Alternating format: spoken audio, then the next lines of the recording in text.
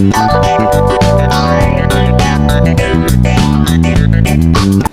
semuanya, selamat datang di talk show kita hari ini yang mana relevan dengan kehidupan sehari-hari, apalagi ini buat generasi muda seperti kita. Oke, hari ini kita akan membahas mengenai fenomena hustle culture. Apakah budaya kerja tanpa henti ini bikin kita produktif atau malah merugikan gitu? Dan di sini kita sudah kedatangan 3 narasumber yang sangat luar biasa. Yang pertama ada Mas Aldo sebagai psikologis klinis. Kedua ada Mas Sanju sebagai entrepreneur muda.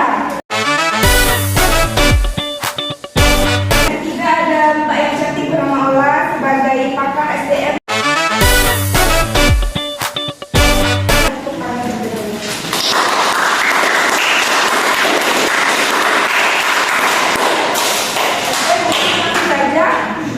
Kita mulai kepada Mas Aldo atau Dr. Aldo. Selamat datang. Terima kasih. Baik. Sebenarnya kita ketahui ya Mas, anak muda sekarang itu kan bangga dengan jadwal kerja yang padat gitu. Nah, bahkan sampai begadang sampai malam gitu kan. Sebenarnya apa sih dampak psikologis dari hustle culture ini? Hustle culture ini? Fenomena ini sering kali ya Mbak, kayak saya temuan di ruangan praktek saya kan.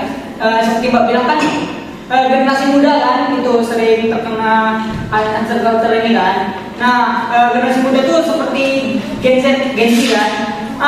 Kita kan kadang-kadang tuh, kenapa tuh Gen Z tuh terkena itu mengikuti hustle culture ini? Padahal kan seperti kita tahu kan, itu apa? Gen Z ini kan, Gen Z ini kan itu peka banget tuh tentang mental itu kan.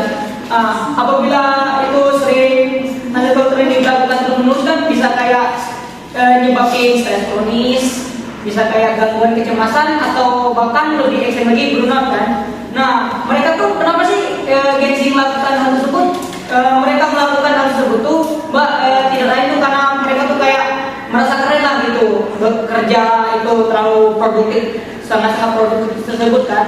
Padahal kan secara tidak langsung mereka tuh bisa kayak kena kayak bisa jadi depresi, gangguan tidur jadi tidak teratur, atau bahkan lebih ekstrim lagi tuh bisa kayak penyakit kayak burnout seperti ini. Wah, serem juga ya Mas ya.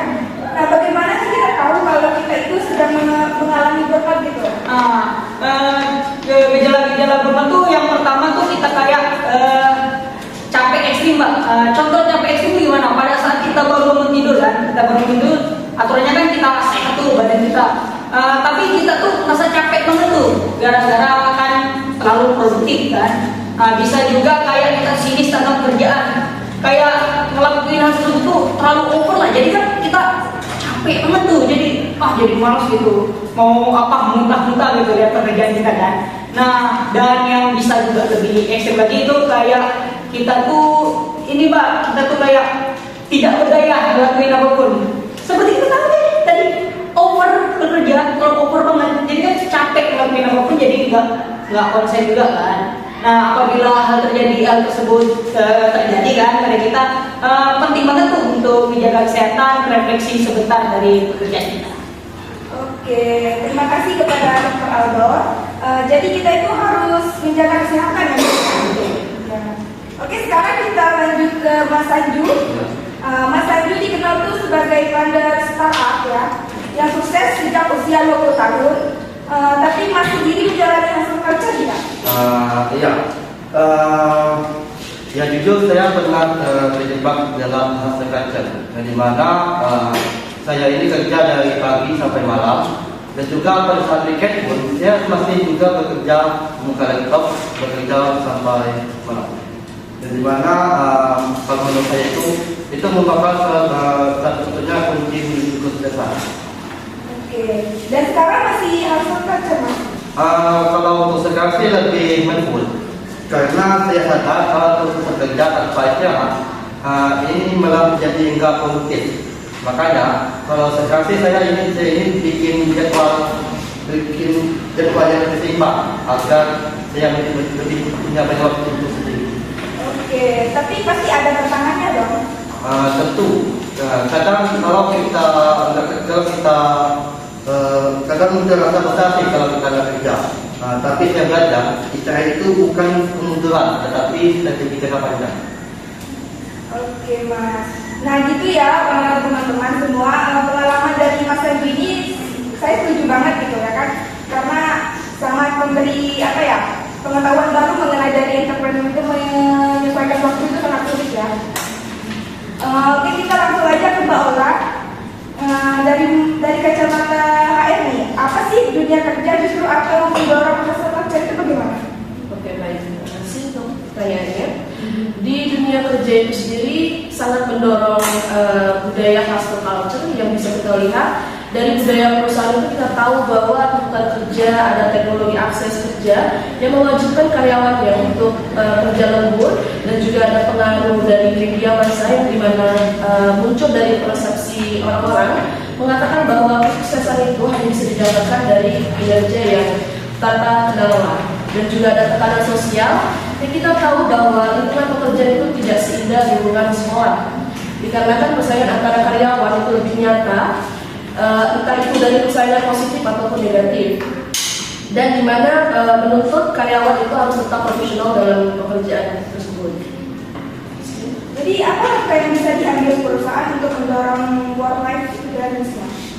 Oke, yang sebelum saya menjelaskan itu, work life balance itu adalah yang bisa kita ketahui bahwa keseimbangan kehidupan kerja yang dimana seorang mampu mengatur dan menyeimbangkan waktu antara kegiatan pekerjaan dan kehidupan pribadi secara harmonis.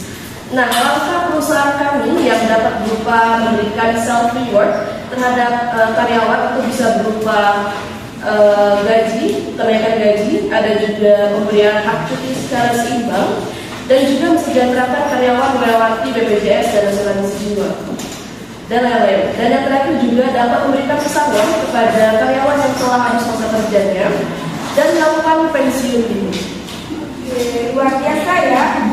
Sebelum kita tutup, boleh kita masing-masing narasumbernya memberikan pesan singkat buat para audiens kita. Silakan Bu. Tetap jaga kesehatan, jangan selalu ikutin tren-tren yang ada di media sosial. Jangan sampai belum untuk penyakit kita. Kalau seandainya diri kita paham akan kapasitas kita, jadi kita selalu jaga kesehatan. Selanjutnya silakan kepada Mbak Ola. Oke, saya mengambil dari Elon Musk. Dia juga selaku dari CEO dari perusahaan terbesar dan juga investor. Beliau berkata bahwa tidak ada seorang pun yang mampu bekerja 40 jam dalam waktu 1 minggu untuk menggapai hasil yang diinginkan. Oke, Mas Sanju. Kalau untuk saya, itu jangan lupa untuk menjaga keseimbangan antara kerjaan dan juga kehidupan pribadi. Dan ingatlah untuk beristirahat, merawat diri dan menikmati prosesnya. Kesuksesan itu bukan hanya tentang kerja keras, tapi juga tentang keseimbangan dan juga kebahagiaan.